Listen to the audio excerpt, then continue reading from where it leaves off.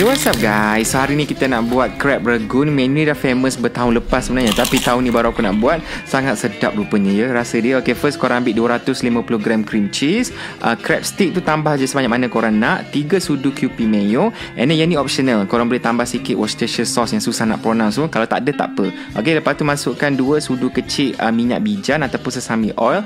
Tambahkan garlic powder, masukkan hirisan daun bawang, and letakkan garam dengan sebut perasa secukupnya. Lepas tu masukkan black pepper. And then kacau lah. Kalau boleh cream cheese tu dah suhu bilik lah, baru senang nak gaul.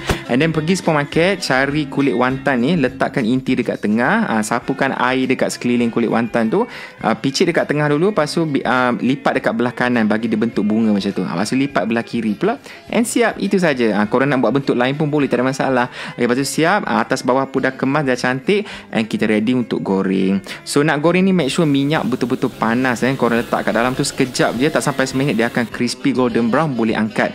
Compare dengan popiah carbonara, menu ni jauh lagi senang, jauh lagi cepat nak buat. After like 10 minutes, 15 minutes pun korang dah boleh makan dah. Tapi yang penting kena cicah dengan Thai sweet sauce ataupun sos cili Thai ni, baru perfect rasa dia. Okay, rasa creamy, rasa manis-manis pedas macam tu, sangatlah sedap. Korang kena try. Rasa dia sangat sedap, rasa creamy cream cheese tu campur dengan manis-manis sweet Thai sauce. Lepas tu korang ada aroma daun bawang sekali kat dalam. Sangat sedap. Okay, boleh try kat rumah nanti. Selamat mencuba.